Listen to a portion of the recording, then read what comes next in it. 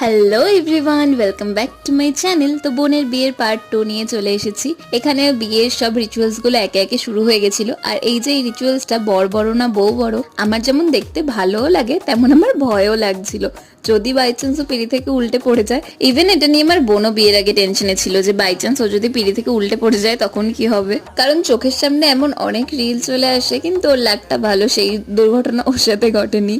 তারপরেই সব রিচুয়ালস এর পরে এই মোমেন্টটা, যার জন্য সবাই অপেক্ষা করছিল।